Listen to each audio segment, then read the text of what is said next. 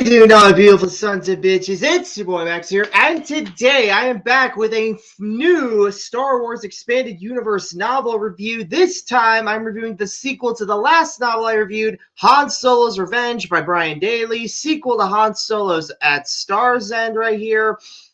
So without further ado, let's just jump right into the review, shall we? So basically, let's start. So first of all, I haven't talked about the cover arts of all the books I've reviewed yet, but so far, if I have to say, like, I'm not a super huge fan of like the cover arts for these two books right here. They just look like really bland. It's just Han and Chewbacca posing. They probably could have gone with something a little bit better. But then again, I can't give them too much flack because these were some of the earlier Star Wars novels and didn't exactly nail like what exactly like how they should look and feel like, obviously, certainly from a cover standpoint, because the later covers, they look like movie posters. In fact, even Splinter of the Mind's Eye, which I have over there, that one could even kind of look like a movie poster. This one, it just feels like stock art of Han and Chewie standing.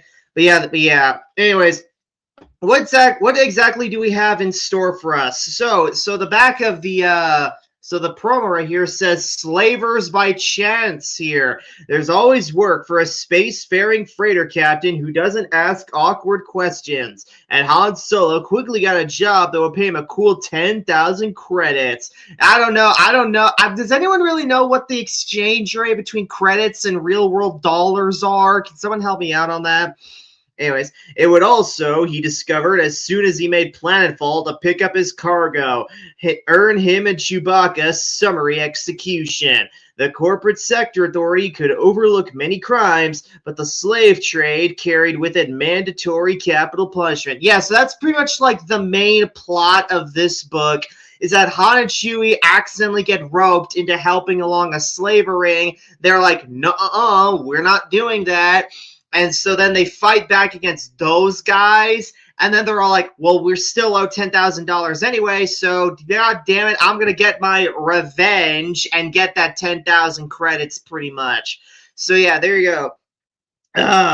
Anyways, thanks to the quick thinking of Bollocks and Blue Max, yeah, they're back in this issue. And if you read this book, and depending on what you thought of them in the last book, me personally, like I said, I didn't mind them. Yeah, depending on how much you like them in this book, you're either going to like or hate them in this book too. Thanks to the quick thinking of Bollocks and Blue Max, Han was able to turn the tables on the slavers and free their captives, but he and Chewie were dead broke with not many prospects in sight.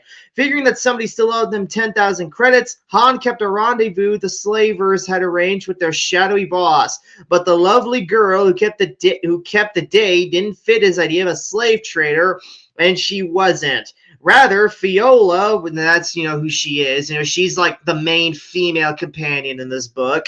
Fiola was a full-fledged officer of the Sector Authority. She's kind of like internal affairs in this book because she realized, hey, someone from the Sector Authority on the inside is behind the whole slave ring, and that's why she's tagging along on this.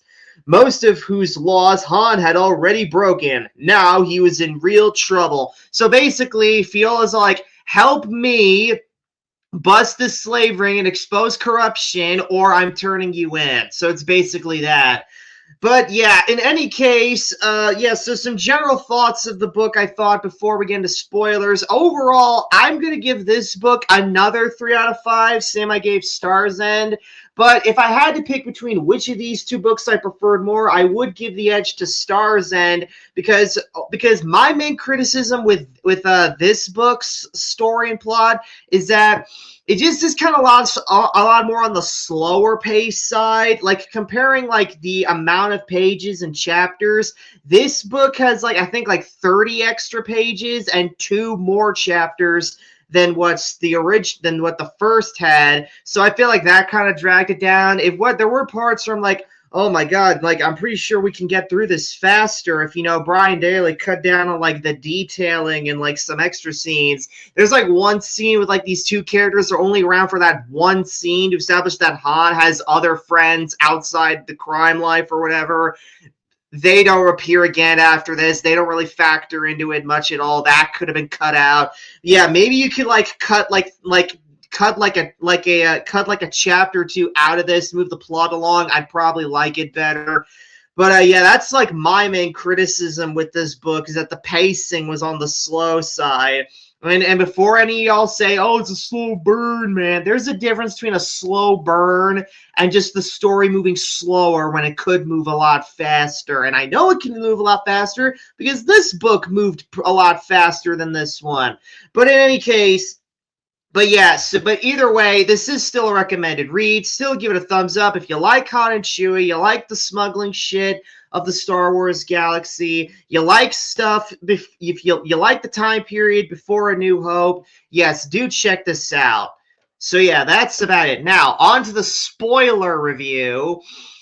So we open the actual story up where it's said after the events of Star's End, Han and Chewie have basically said, like, well, we're done by and large with the rest of the corporate sector. That Star's End crap was funny, but we don't want any of that anymore. So we're going to settle down on like this dry, arid world called Kamar, and we're just going to settle down and see if we can make some money here. And they happen upon these big, tall bug dudes called Badlanders, and they're like really primitive, like they hardly think for themselves. So Han and Chewie set up this scheme where they basically have like a holo projector, and they're so primitive. They generally don't know what this tech is. They set up a holo projector and they charge admission to show all these like holodocs to these native bug people, the Badlanders. And business is booming, and then in comes another one of Han's buddies that he made before the events of A New Hope, Sunny Odd, and he gives him a new holotape, and they put it in, and it's basically like a holo projector of like an ocean planet, So just wait until these Badlanders figure about planets like Kamino or Manan. They're gonna flip their lids over that shit. But anyways, the Kamarians, they've never seen water in their life, and I shit you fucking not, they start making a whole religion all about this one holofilm with water in it. No, I'm not even kidding. Han literally created a whole cult in like the first chapter of this book.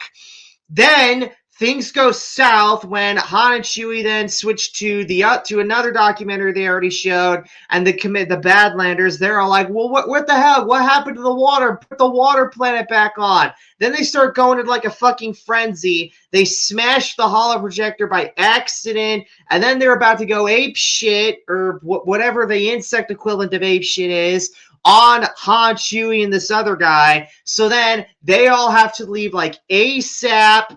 The Falcon accidentally gets damaged somehow during this, and they have to leave it behind. It's like, well, we need to find some way to make money now, and prospects look grim. But hey, don't worry, Sunny Odd came along, and then he basically gave Han like an idea. It's like, hey, I picked up this one job. It's a blind run, but I hear it's pretty lucrative.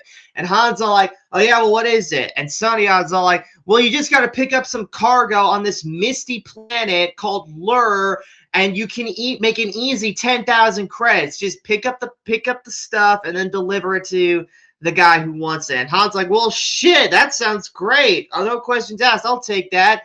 So they go to that planet, Lur, and they basically discover that instead the cargo is actually slaves. And like I said in the promo, slavery is illegal in the corporate sector because, yeah, the corporate sector, they may be a bunch of greedy, corrupt assholes, but god damn it, they're anti-slavery and shit.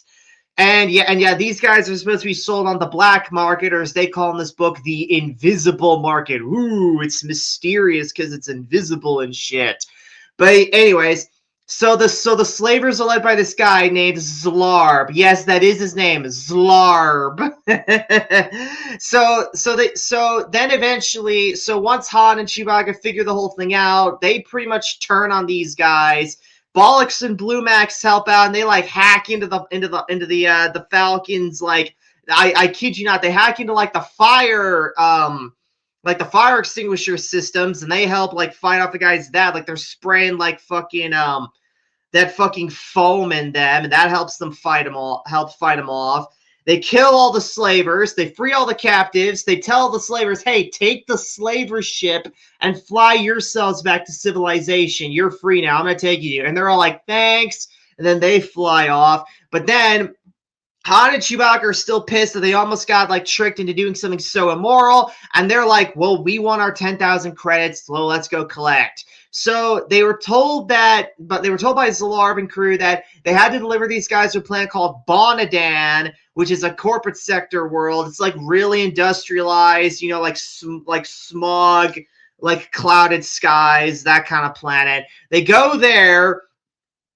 And, you know, they have to maneuver through all the security checkpoints and all the bureaucracy and shit. But then they get to the location where they have to meet the contact, Zalarb's contact. And it's the Fiola lady I mentioned.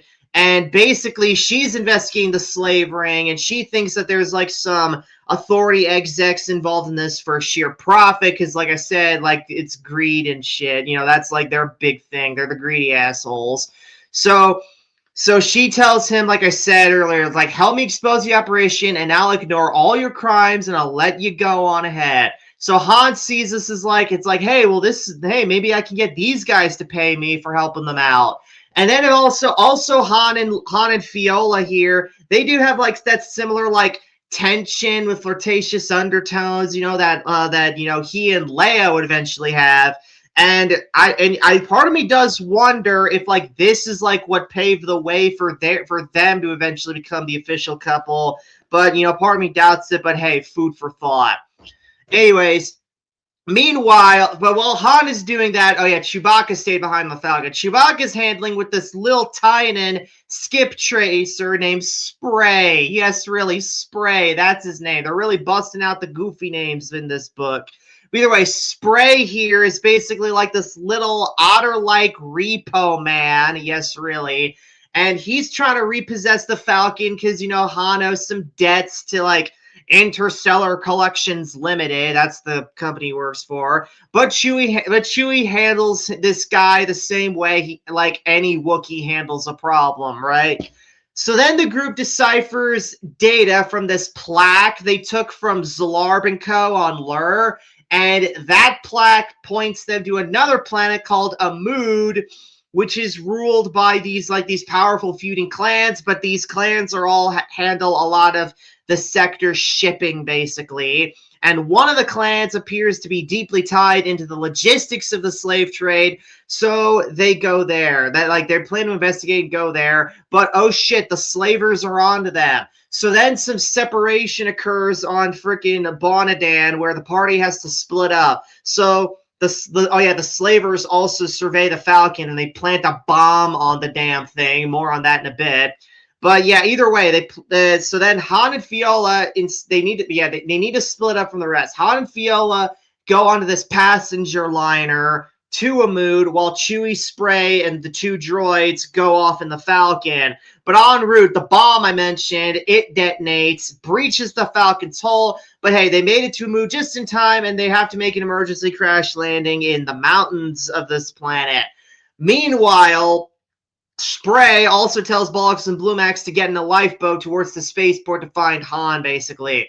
So, and while all that's happening, Han and Fiola are on the liner, and they're hijacked by the same slavers that are aiming to capture Han and Fiola. They trace them there, but they also escape in a lifeboat, and they reach the surface of Amud. And Han tracks down the leader of the clan that's involved in the whole thing. His name is Morglade. More is his title. I don't know what it means or what the rough, like, real-life equivalent would be, but he's the Morglade. But either way, either way, Han, Fiola, and this guy hash shit out, and they figure out that, hey, a rival faction has hired legendary and arrogant gunfighter Galandro, and Galandro is easily the coolest new character introduced in this book. He's like, everyone says that Han is like this space cowboy, right? No, that's Galandro in this book to a freaking T, right down to wearing a poncho like he's Clint Eastwood or something. But either way, so Galandro comes in. He tries to eliminate Han and challenge. He tries to eliminate / challenge Han and the Glade guy in a duel, but then Han intervenes because, you know, Han's a clever guy like that, and using combination of his wits, his blaster work, and his quick thinking, which now that I think about it is also part of his wits, but fuck it. His wits and his blaster work, he foils the plot, exposed the conspiracy, and all that jazz. So the Morglade is all real thankful, and he provides some repair parts for the Falcon, and he's like, yes, I will cooperate with you to basically help you find the Falcon and help, like, bust up the rest of these guys.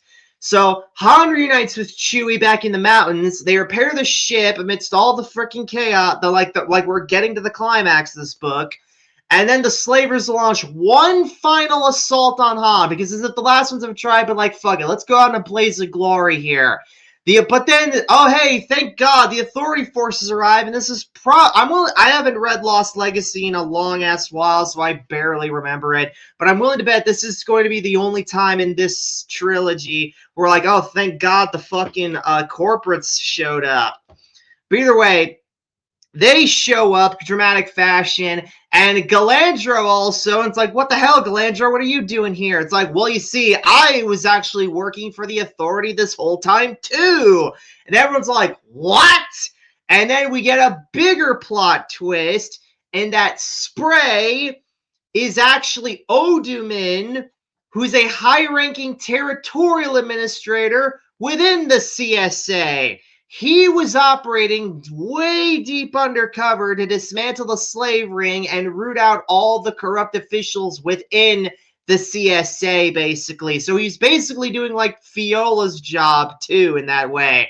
And then Fiola's investigation then dovetails perfectly with his operation. They come together, and it's like, yes, finally, the slavers are finally defeated in this. And this is one positive I will give this book, though, is that the plot twist, like this plot twist, I did not see coming, and it was much welcome, and it really helped tie everything together. I'm not sure how much sense it makes in a reread of this book, because I've only read it like once for this review.